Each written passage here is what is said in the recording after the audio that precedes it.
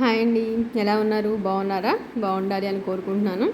యాక్చువల్గా నేను మీకు మా ఫ్రెండు ఒకటి ఉంది.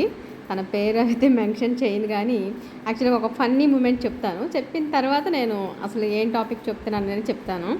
యాక్చువల్గా ఏంటంటే తనకి వాళ్ళ ఇంట్లో పూజలు అవి కొంచెం ఎక్కువ చేస్తారు. అలాగే తనకి చిన్నప్పటి నుంచి కూడా పూజలు అవి కొంచెం అలవాటే చేస్తూ ఉంటుంది. ఉపవాసాలు అవి కూడా ఈ కంపల్సరీ సిచ్యువేషన్ మీద ఉండాల్సి వస్తే ఉంటుందన్నమాట. బట్ తనకి ఏంటంటే ఆగలేదు.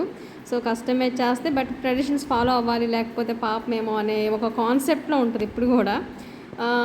సరే, తన గురించి తెలుసు. యాక్చువల్గా ఇప్పుడు రేపు ఒకవేళ సాటర్డే ఉపవాసం చేస్తుంది అనుకుందాం. తను చేసే పని ఏంటో చెప్పమంటారా? మీరు ఎవరైనా గెస్ట్ చేయగలరా? నేను చెప్తా వినండి.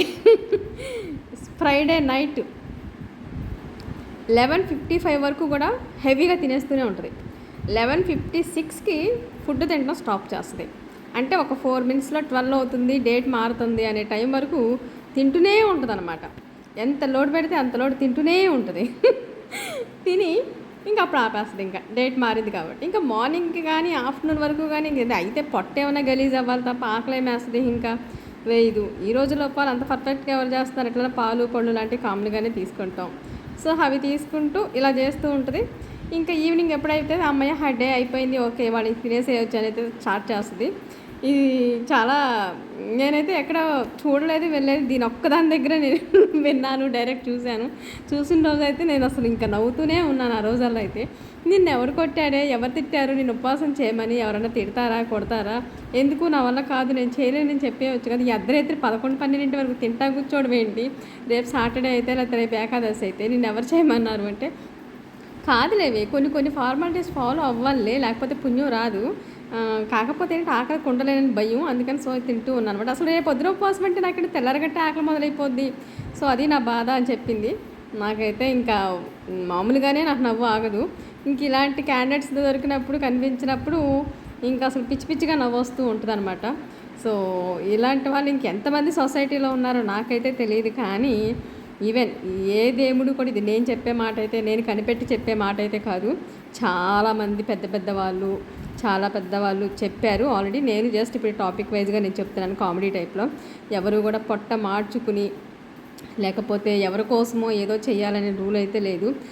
మనం తినే తిండి అయినా ఇంకోటైనా ఆయనకు పెట్టే పువ్వు అయినా ఆయనకు పెట్టే కాయలైనా భగవంతుడికి మనం సమర్పించే ప్రతి ఒక్కటి ఆయన మనకు పెట్టిన భిక్ష. అదే ఇది నా ఒపీనియన్. ఇది ఆయన భిక్ష వల్లే మనం ఈరోజు తింటున్నాము, ఆ పువ్వులతో పూజ చేస్తున్నాము, అన్నీ చేస్తాం. ఆయన ఇచ్చింది మళ్ళీ ఆయనకి రిటర్న్లో ఆయనకి పెట్టేది ఏముంది? మన మనసు అనేది పరిపూర్ణంగా ఉంచుకుని ఆ 2 మినిట్స్ కూర్చుని మనకు అవకాశం ఉన్న వరకు తాగితే పాలు, లేకపోతే టిఫిను, లేకపోతే అన్నం తింటే మాత్రం ఏమవుతుంది? లేదు, ఇప్పుడు అందరికీ కూడా చాలామందికి షుగర్లు, బీపీలు అవి టైంకి వచ్చేస్తున్నాయి. తినలేని సిచ్యువేషను, అరాయించుకోలేని సిచ్యువేషను, తినకుండా ఉండలేని సిచ్యువేషను. అసలు నిజంగా కొంతమంది అవస్థ చూస్తుంటే నాకే చాలా జాలనిపిస్తూ ఉంటుంది. సో కానీ ఏంటంటే మరి తప్పనిసరి పరిస్థితి. బట్ ఉపవాసాలు అయితే చేయాలని రూల్ ఏం లేదు. భగవంతుడికి ఎప్పుడైతే మనం కూర్చుంటామో ఆ 2 మినిట్స్ కళ్ళు తెరుచుకుని ఆయన వంక చూస్తూ నమస్కరించుకుంటే చాలు. మన మనసు అనేది ఆయన దగ్గరికి వెళ్ళిపోతే ఒక 5 మినిట్స్ 2 మినిట్స్ అది చాలు. మనం అన్నం తిని చేస్తున్నామా, తినకుండా చేస్తున్నామా, పొట్ట ఫిల్ అయ్యి చేస్తున్నామా అనేది అయితే కాన్సెప్ట్ కాదని నా ఒపీనియన్. నేను అయితే పూజలు చాలా తక్కువ, నేను చాలా వీడియోస్లో చెప్పే ఉంచాను. ఇంకా ఎప్పుడు మైండ్లోకి ఏదో వస్తే అప్పుడు తలుచుకుంటూనే ఉంటాను. డే మొత్తంలో ఆల్మోస్ట్ ప్రతి చిన్న ఓడికి భగవంతుని తలుచుకుంటాను మైండ్లో తప్ప. దేవుడి దగ్గర 1 మినిట్ కూర్చున్నా కానీ నాకు కాన్సన్ట్రేషన్ కుదరదు, ఎటుటో ఇంకా ఎక్కువ వెళ్తూ ఉంటుంది నాకు మైండ్. సో హఠవుడి పోయేటప్పుడు ఇంకా అసలు దేవుడి దగ్గర కూర్చోవడం ఎందుకులే, వేస్ట్ అని చెప్పేసి అసలు నేను ఇంకా ప్రాసెస్ అయితే పెట్టుకోను. పూజలు గట్రా లాంటివి అయితే ఏదో దండం పెట్టుకుంటాను, ఇంకా పాప పుణ్యం ఆయనే చూసుకుంటాడనే కాన్సెప్ట్తో.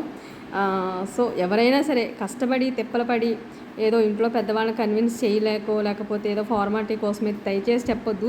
మీ సిచ్యువేషన్స్ మీరు ఓపెన్గా చెప్పేసుకుని ఇంట్లో దాన్ని బట్టి మీరు ఫాలో అవ్వండి తప్పించి నా ఫ్రెండ్ చేసినట్టయితే ఇబ్బందులు పడొద్దు పాపం. సో జస్ట్ ఇది ఒక కామెడీ, ఒక ఫన్నీగా మీతో అయితే షేర్ చేసుకుందామని అయితే ఈ వీడియో మీతో షేర్ చేసుకుంటున్నాను. Thank you.